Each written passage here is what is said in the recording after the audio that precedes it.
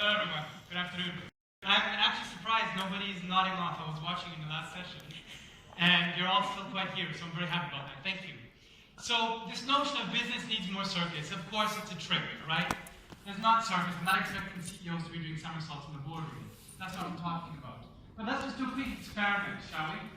How many of you have been into a meeting and never been bored? Raise your hand. There's one there. He's never been bored. Fantastic. Okay, so there's not so many. So how many of you have been in a meeting and been completely and utterly bored? Raise your hand. Seriously. Come on. Yes, I see some two hands there. Now, why is this? What is this notion of boredom?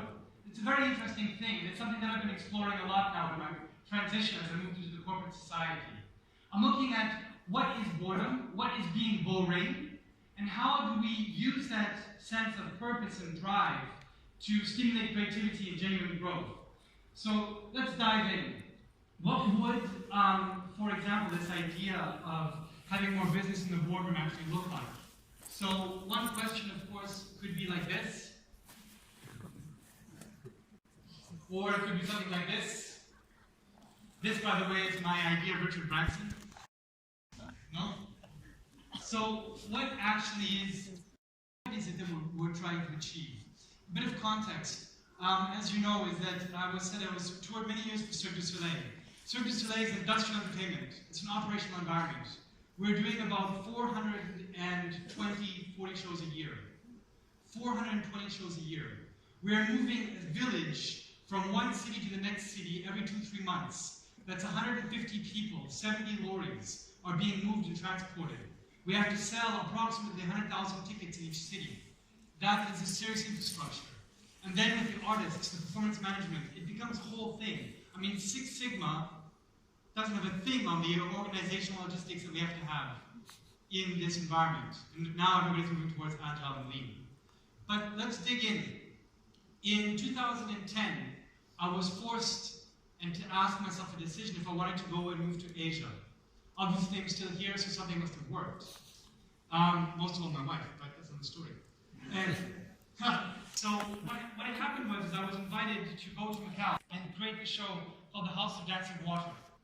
And of course, I didn't create it by myself. There were 500 of us that came from all different disciplines. We came people who were scuba divers, who were technical. We had people who work only in automation in the air. We have people who are riggers. We have performers, kung fu masters from Shaolin, dancers from France, and myself, the clown from Germany. So how do we all mix together? So this show looks like a little bit. The show cost $300 million to create. And of course, we did one of the first things in the show, which was we took the Red Bull FMX motorbikes and we put them in a theater space. This theater space is quite complex, and so what I've decided to do is I decided to let a video speak for me. As you can see, the show's been enjoyed a lot since 2010. We started in September. And the whole reason I bring this up now, this show, is because I was able to pull away some principles out of it. And I have 8 principles I'd like to share with you. And I believe these core processes of creation, of performance, in the performing arts, are key insights into the notions of creativity and how we work together in collaboration. And if we can harness these, I think our businesses can become more effective. And I have some data. So let's dive in. Here's a short video explaining the show, the Internalized, for those of you who haven't seen it.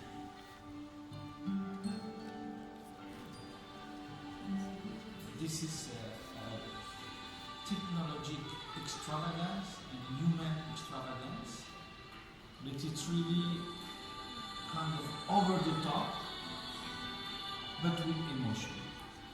It's about life, love, death, birth. It's about all of this. But the word is a kind of wow. And that was only because of accident, because we like to party together. And I ended up sort of working with them, designing experiences. And I said, well, what's missing is an MBA. Why an MBA? Well, show business, right? You understand the show environment and operations. How can you take that and how can you develop a better business? And so then what ended up happening is I started to work with these guys.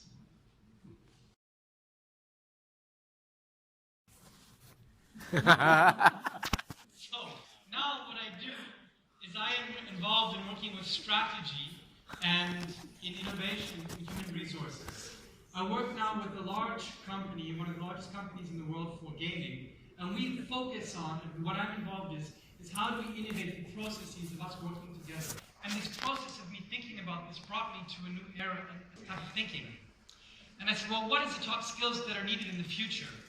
Well, this comes from the World Economic Forum, and of course it's a bit complex, but on one side is 2015. Notice number 10 is creativity. Notice in 2020, creativity becomes number 3. So we are seeing this convergence and change occurring in the business environment. This morning, Andrew Sheng gave a very beautiful thematic talk. I was blown away by the quality and vision that he spoke about, this notion of the need of creativity and this loss of dumb jobs. And so we ask ourselves, what's the most important thing for the future? Well, the thing that comes out is that we realize from the World Economic Forum on the Future of Jobs report, which I recommend go look at. It's quite dense, and there's a lot of internet reports on it, synthesized, but it's very good. What we see is that 65% of the jobs of a primary school student in school now don't exist. Take a second and think about that. We spoke a lot about education today, and especially in Malaysia, in the conversations I've had in the last 24 hours, the importance of education. We are not training our kids today for the jobs that are coming down the pipe. And it's not just government that has to do it. And it's not just academia. And it's not just business. It's of course this trifecta in between. And so if Malaysia really wants to make that jump into creativity, to that next level, hitting where these other economic markets are coming from, we call it this global value curve, right? Or the smile curve that we saw this morning. On either end of those areas, what's most important? Most important is creativity. Not just. We see that the 3 top skills of the future: complex problem solving. So that's being able to deal with wicked problems. Wicked problems that have no easy outcome, they have no immediate solution, there's many stakeholders involved, and they require a lot of thinking. These complex problem solvings, for example, cities, as you just saw the talk earlier, that's a complex problem. Environment, complex problem. Obesity in the US, complex problem. How do we actually fix that? Critical thinking. We heard a lot about fake news this morning, and again, we know it is in our society now. This notion of making a distinction between fact and fiction. Being able to have the critical mind and reasoning, and most importantly, for my sake, creativity. So what I'd like to do with us now is I'd like to go through 8 principles. And I won't go too long because it is the end of the day. You can find me on Twitter, you can find me on Facebook, you can find me wherever, and I can talk to you more about it if you want. But let's jump through them in a little bit more detail. How do we actually get creativity in business? So I started thinking about this a bit more. I said, well, what is this idea? Power. Power is having the skills and competence to execute your work. Those of us who work in manufacturing, we know about having the skill and making the job time shorter, getting less defect. That's a skill. Now, in the knowledge economy, it's about having awareness of being able to go to the internet fast, being able to have the ability to get information quickly. In the world of AI and big data, a lot of jobs for analysts and economists are gone. They disappear because AI will do it better. What remains is the ability to synthesize. So power, skills, competence. Next, creativity. Creativity is a sense of play and playfulness. I'll dig into more of that later. Performance, being able to take accountability for yourself, being able to deliver. When you meet the customer, start with yes, and then figure out on the back end how to achieve it. Now, of course, there's some things that if you sell food and the customer's coming and asking you for a new car, obviously it doesn't work. But there certainly is, you start with a customer service-centric mindset and building on that empathy. We know that that's the most important thing. We've seen it earlier this morning again. Having empathy, using the design thinking modality of working with the customer, that's what's most important. And that's about taking accountability for yourself. That's performance. And fundamentally, what I believe is the most important thing, having a sense of purpose. We see that there's this change occurring in HR strategic thinking. Before it was about utility. Then it was about productivity. Then it's about engagement. And we see IBM now has tons of reports about employee engagement. And HR loves this and having metrics on it. It's all lies. It's really comes down to is, what is the experience that we have? Do we have a sense of purpose? Does the purpose of the company match my purpose as an individual? And if they don't, why not? And if they can, how can they? And so I was thinking about this a lot, and I said, well, how do these all fit? And I've come to this equation, that your purpose is exponential to the skills that you have, the creativity that you have, and that will drive your performance. So we're now going to dig into these. And for those of you who are more economists and mathematics, I made a nice little page. So PO times CR to the power of PU equals PE. Okay, let's dig in. It's very presumptuous of me, I know, but it's fun doing it. Alright. So, power. What is power? Skills, right? So, have intuition in your structure and structure your intuition. On your right side, we all recognize the double helix of DNA. On the opposite side, we have Picasso's Guernica. Now, we say scientists discover and artists create. Not necessarily so. This woman is Rosalind Franklin. She was making X-ray photographs of DNA. She was working at the same time as the scientists who discovered DNA. She was writing papers on it, she was working on it, but she didn't know exactly what it was. And a chemist and a biophysicist started looking at this and they said, wow, they went on a hunch. They were working with the work of others, building on it, and they said, wait a minute, that could mean, and they were working on a supposition and moving forward. And so these guys then came up with a children's toy and started creating this idea. And they were the first to publish. So now we say Watson and Crick discovered DNA. Actually, it was a woman. Take it for what you will. But these guys were the first to publish. So were these guys actually discovering something? Or were they going on hunches, going by their intuition, going by, saying, a hypothesis, and saying, if it means this, then maybe it can also mean this. And they were building towards that. Similarly, Picasso's Guernica in 1936, he did not go in the studio and just start painting and come out with it and say, fantastic, I have my masterpiece. Actually, Picasso did 32 compositions and studies of the painting before he actually came to it. And in fact, he stole from other artists. I go back a slide. Right, the great cliche is that good artists copy, great artists steal. Except if you're Steve Jobs. He sues you. Okay, so you see the hands there in the top corner? He actually took that from Francisco Goya.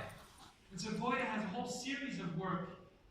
This one is from Falling of Man in Exposition 41.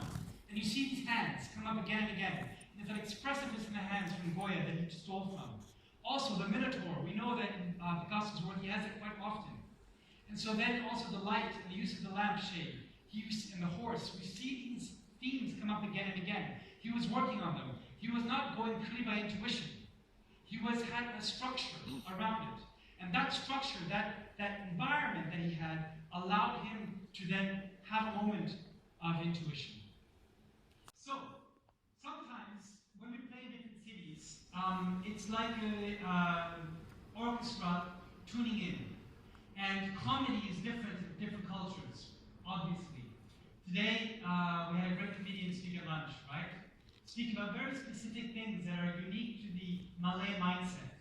He was very intelligent about talking about Indian, Chinese, and Malay films. Very smart the way he was able to dovetail that. And it was very specific to an audience. If he was to say that in the United States or Europe, it wouldn't happen. And it wouldn't work. But he tuned himself to the audience. And of course, the timing. He was able to speak in a very quick vernacular that was tuned to this audience. He would change if he was working with a mostly Chinese audience, with a mostly European audience. He would find a different timing, a different rhythm. And similarly, for example, when I would be here at the door, and I would see the water, here, and then to the audience. So door, water, doesn't work. Door, here, discovery, payoff. And it's at that payoff that's where the laughter would come. And that it changes in each culture. But also, sometimes I would lose it. And I didn't know why. So I have to go back in the video and watch the video and see what's not working. I'd see, I would be too quick, I would be messy here, it's not working. So I have to break it down again, be very clear, very specific, break it down, rehearse it, and then go back on stage and I'd find it again, and the timing would be good. So by having that structure, by being able to be very specific in the timing, and being able to break that down, then I can be free again on stage. On stage, not thinking about playing an instrument, you play. They say a ballet dancer from Western ballet needs 8 years in order to learn the technique, and then needs another 8 years to forget the technique. So 16 years. Why? Because when you're focusing on your technique, you're not dancing. When you've forgotten the technique and you're present, then you're dancing. And that's an idea of mastery. So sometimes when it doesn't work, you have to go back, be structured. If we say creativity is freedom, no. Creativity is structured chaos. Okay, next. Parallel thinking. I stole this idea from Edward de Bono. Edward de Bono is a great theoreticist on parallel thinking, lateral thinking. One of his ideas is parallel thinking. And some of you in business may know this about the 6 thinking hats, which is very popular in the 1980s and 90s. But this idea of parallel thinking is interesting. When two people are arguing back and forth, hitting butting heads, it's adversarial clause. When two people say the very English way, let's agree to disagree, and they start going in the corner, that's disparate thinking. If we have yes boss, or you say boss, we have groupthink. Very dangerous as well. But if we are together and we have an opposing point of view, but we say, what's the issue at hand? And we stand shoulder to shoulder, and when that person says something, I say, yes, and. How can I ping-pong back? And as we walk together, we're ping-ponging ideas together. I don't go in their melody. I found it counter-tempo, counter-time of thought. And then we start having what's parallel thinking. We start creating mental jazz together. So, in the show, for example, when Franco, the director, was creating an image, I would always try to watch, what is he watching? What is his dilemma? I do the same thing now with my boss. I ask, what is bugging him? When I'm having a conversation or if I'm working with him, where is he thinking? Where is he going? And I don't try to serve him. What I try to do is I try to find counterpoint to augment his thinking. And I did the same thing here. I have a choice. I can stand in the light, or I can go somewhere else on the false spot, follow me, and I can be in opposition to the actual subject, and I become a reference to the subject and object. We have a dominant, a subdominant, and a subordinate. And in architecture, we see this used all the time. And this is what we use in the negative space and charging it. And so that is what I'm doing. I'm trying to think with my director and see, what is he doing? In an acrobatic sense, it's the same thing. The person on top, their job is to stay still as possible and remain still. The person underneath the top person has to balance her. And the person on the bottom has to feel the whole. If these people are all trying to do the same thing, it will fall down. If these people all know the role going parallel towards a bigger vision, then they can survive. That's what's interesting. All right, creativity. Let's dig into this just a touch. The basic elements of creativity. China 20, 30 years ago, copy. China today, transform. China today, tomorrow, combine. So what we see happening now with Tencent and WeChat, they're combining. They're creating, they're doing some very interesting things. Now, copy, transform, combine. These are the basic elements of creativity. There is nothing new under the sun. So, you take an idea, you take another idea, and what you're trying to do is you're trying to say, how can these ideas synthesize? What is the true business model I'm looking at here? So Uber, we all talk about it now. Grab taxi, what are they actually providing? It's that frictionless environment. And so they didn't reinvent anything, they combined two other elements to create something new. The ease of the app and a taxi. So keep in mind this idea of copy, transform, combine. Creativity is intelligence having fun. Who said that? Funny, huh? So having fun. When I was in theater school, the prof used to say to us, Go ahead, go on stage. If we love you, you can stay. If we don't love you, goodbye immediately, and you can sit down again. And it was this notion of pleasure, genuine pleasure. If you have genuine pleasure and you're not bored or boring, we want to watch you on the stage. And it's the same passion, that same interest, that same drive that drives us in business. If you don't have that, if you don't see your employees actually engaged in activity, and there's a drive, there's a passion, if that's not there, then you can be pretty sure there is very little discretionary effort being put in. So the intrinsic motivation is very low. So the actual genuine productivity or efficiency is actually not there. Pleasure, be here now. So this image is from the Japanese Zen monks who would take with a paintbrush and with a calligraphy brush do one stroke. And the quality of that stroke would be them being present now. Very often we're thinking in the future or we're dreaming in the past. It's very hard to be in the present. And that's why you don't go on stage with children or animals. Why? Because they will always upstage you. Children, if a child comes and walks on the stage right now, I will be no longer very important. All you will do is watch that child. You'll be curious where they go, because they're in the present moment. The same thing, if I brought a giraffe on stage, that's the only thing you're watching. It's about being in that present moment and using pleasure as a barometer. If you're not having fun, try to figure out why. And use that as your motor to engage yourself, to see where you're going next. It does not mean being indulgent. There's a difference. Questioning your paradigm. So often what we would do is when we'd be stuck creatively, we'd say, okay, what do we do now? And Franco would do shake the stage. He would try to put absurd juxtapositions together. And here you can see these key lights, right? Actually, what those are fountains that shoot up 19 meters in the air. And that's what they were designed for. And that's what we were told we were supposed to do. And one day we're shaking the stage, and suddenly when we drop the stage and there's water that's underneath the stage, and the stage goes through the water, as you saw, as soon as that drops, the altitude of the fountain drops.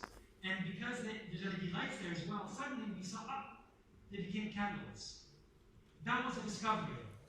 So in order to be creative, you need to allow absurd juxtapositions to happen.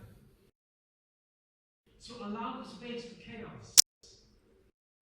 What do I mean by absurd juxtapositions? Well, here, for example, we have Marcel Duchamp's bicycle seat, which is, of course, from the Dadaists in the early 20th century. And on the other side, which actually means it is, actually. But on the other side, we have this great phrase made famous by Steinen. A woman needs a man, like a fish needs a bicycle. I didn't say it. The reason why I'm bringing it up is because this artist then put a hat and a monocle, a little mustache, onto the fish, and suddenly the fish becomes a petit monsieur, right? A little character. And that becomes interesting again because he's taken it further. So with that absurd juxtaposition, we gave it a new context. And that's what we always need to be looking for. Allow space for absurd juxtapositions. Allow the ambiguous. Allow times for not being clear. If somebody says to you, what's the ROI on this? You say, I don't know yet. It's okay. At one point it won't be okay. But for a while it's okay because it's allowed to happen, allowed to breathe. It will come. Okay. 1 plus 1 equals 3. So, in a transactional society, I have 20 ringgit, you have water. You give me water, I give you 20 ringgit. Great, we have a transaction, right? In a knowledge economy, you have an idea, I have an idea, we share ideas, you still have that idea, I still have my original idea, and potentially there's a new idea that develops. And so I believe that in order for societies and cultures to really make that step into the next level, we need to be moving on how do we allow creativity to flourish? How do we take our businesses and allow that space where creativity and that skill set can actually flourish? Because I think that's where performance and genuine money can come from. And that's important. So 1 plus 1 equals 3. All right, performance. We've looked at power, the skill set, structural intuition, parallel thinking. We've looked at creativity, and now we're looking at performance. Intentional inhibition. So, when your phone rings, many of us will, when the phone buzzes or rings, we go go right away to it. We've become Pavlovian slaves to the dog, to the phone, right? So ding ding, or the ding from Facebook or whatever, boop, we always look. Even now, as I'm speaking to you, some of you you're on your phones.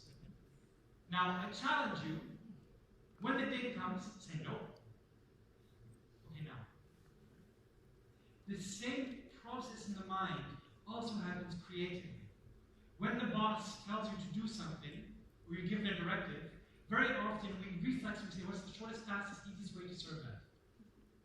And so what we will do, our brain, the synapses that go, it's like a river, right? And so what ends up happening is that the fastest, easiest answer generally happens. If we want to be creative, you need to allow the moment to suspend. The difference is between reacting, which is stimuli reaction, which is at animal level, or responding. Reacting, responding. When my wife says something that gets me mad, if I react, I'm going to be in trouble. If I wait and then respond, it's very different. And I believe that in a creative environment, that reflex needs to be there. The first impression is a good impression. Take a moment and listen inside. And then respond. This comes from theater. Not the actual creative process, but musicians, when they play piano, they have what's known as a professional deformation. The more they play, the more they hunch over. It takes a long time to break that habit, to redress the neck and the head, to play cleanly again. The singer, the same way, they will tense their vocal cords. And it's to break that habit, intentionally inhibiting yourself. That might happen in the same way. So when you are asked to do something, say no. Okay, yes. This is illustrated in a really great story. Herbie Hancock in the 1960s, 70s was playing with Miles Davis, and he was underneath his piano and he was putting the microphone in a tape recorder because he was playing with technology. And there's Miles Davis, as you see, he's getting frustrated and pissed with Herbie Hancock to be always playing around with technology. So he wants to play the song. And Herbie Hancock hears the song and starts, he gets up, he puts his hand down, he puts his hand on the piano by accident, and he makes a wrong note. And Miles Davis, he modulates. And he starts playing and feeding the harmony to that wrong note. And there's Herbie Hancock, he said, oh my God, I made a mistake, he great Miles Davis. What Miles Davis didn't do is he didn't react. What he also didn't do is he didn't see his mistake. What he did is he was present in the here and now, heard it, and allowed himself to modulate, and he responded. A beautiful story that illustrates this. Alright, purpose. We're coming into the home stretch, because I know it's late. So, purpose. Allow yourself to be boring. In the creative environment, those of us who work in creative fields, you always want to have the new Coca-Cola. We tend to always want to be doing the best thing. Sometimes it's okay to have patient persistence. Being perfect is impossible, but being patiently persistent, you can arrive to perfection. And so that's what we would do. Franco Dragon, when we work with him, he says, don't show me something great, show me yourself. And that is our challenge as performers and as creators and directors. We're called conceptors. We're not designers. We don't have something we just pull out of the file, deliver it, say, that's my job, thank you much, bye-bye. No, Franco asks us, says, no, come of your whole self. Be fully there. Do not know what you're going to do. It's okay to be boring. We will get there. To illustrate this, much of what we did in the show, only about 20% ended up actually being on the stage. The other 80% gone to the ether. And that's okay. The rehearsal process and the whole work that we do backstage in the creation process, only 20% ends up on stage. And that's okay. If you are driven by only having what's the product at the end, I want the money at the end, if you're only driven by that, you will not survive. If you have a purpose and you know where you're going, it's okay because you know that rehearsal will get you to the final product. And that final product will be something wonderful. So here, this is one of the first designers, the conceptors, one of the first designs they made. It's a big jumble of disco balls, yeah? Franco liked it and said, yeah, that's interesting, but I don't know what to do with it yet. So the storyboard artist said, okay, let's put some human beings on it. It's just an idea. Make it a big shadow of human beings. The designer initially was frustrated. Said, no, that's not my idea. Let it breathe. Let it go. We'll see what happens. We put artists on it. They started working, figuring out what they could do. Then we had the costume designer work with it. And suddenly the disco balls came back in. And then when we put it into the show, it gave context. And you see the evolution from the page to the stage. If we're always looking for, oh, what's the reason, we don't know. We allow ourselves to float, and there something makes sense. An idea is nothing without vision. So when you're in the shower and you have an idea and you say, oh, that's a great idea, right? Careful, that's a parasite. That idea is not fully formed yet. That idea is just a thought. Go out, write it down in your book, close the book, and forget about it. Because the idea needs time to work. As we know, the mind works on chunking. Right? I see some nodding, so people know what I'm talking about. This idea that thoughts, they're in the ether, they're around, they're moving. And then the subconscious mind takes time, starts tying them together. If you say, oh, I've got a great idea, be very careful. Shoehorning your idea, not a good idea. There's a reason why William Faulkner was made famous for the phrase, be willing to kill your darlings. That one thing you think is really good, if it doesn't fit, it doesn't fit. This is best illustrated by a friend of mine. He had this idea, he was able to put an LED in his mouth. He went to the dentist and had a denture made. And then what he did is, when he came on stage, he would smile, boom, light would come out of his mouth. It's great, he came on stage and did this. And Franco looked at him and says, great idea, put it in your pocket. I never want to see that again. This guy went to the dentist, he had a denture made, he did with the LED, and he had so much work, and Franco rejected it out of hand. He said, yep, no problem. He put it in his pocket, and then it came up again in another context 4 years later. That's what it is allowing the idea to nurture, to grow, but it's driven by vision. So how does this all relate? Let's come back now. When I left performing arts, I was tasked to design the brand identity for this new hotel. 3,000 rooms, 2 or 3 billion US dollars. And my job was to work on the branding. That's crazy, I can't do that. What I can do is I can focus on the internal branding. So yeah, that's what we want you to do. All right? Let's understand that. What does that mean? So, the brand on the top. That's the idea of the brand. We have copy, e-commerce, anything that goes external. There is an idea that's created there. Then the customer comes to this environment, to the space, which uses the service. There has to be, in the service environment of the hotel, there has to be a promise that is delivered. Well, what I focused on was on the other side. Was how do we train our staff to embody the vision and the idea? So the Parisian is a French idea. We did quantitative studies and analysis. Chinese people thought of France and Paris being romantic, artistic, celebratory. These are the ideas that kept coming back. And so my job was, well, how do we do that? Well, for example, do we tell Chinese people to say bonjour? Is that what they want? Funnily enough, they do. I thought that was going to be totally cliche. Actually, no, it works. But try to get a Chinese person to say au revoir. Does not happen. It becomes au revoir. So of course I have to change. Also, open hand. The Europeans tend to have a very open hand when they say bonjour or hello. It's an open hand. Now, closed hand means something very different. That is a barometer of authority. The Europeans tend to take up space. So they say bonjour. Confident open hand. Closed hand. Not very confident. Elbows, the same thing. Closed elbows, open elbows. Authority, less authority. Very interesting. So my job was to work on this with this idea and drive that purpose so that those who were serving understood why they were what they're doing. They're delivering romantic and celebratory experiences to their guests. And that's what I focus on. But in the end, now I work with organizations and I work on organizational development, innovation, creativity, and this is a workshop that I'm giving. This was in Taiwan. And this is what I'm interested in now. I'm trying to think about how do we bring this world of creativity to business. You can have hundreds of $1 million. You can have the government supporting you as much as you want. But in the end, it comes down to this. People will not remember what it is that you said or did. They'll remember how you made them feel. That's the essence. And that comes back. Power to the skill set. Creativity. Mental mindset.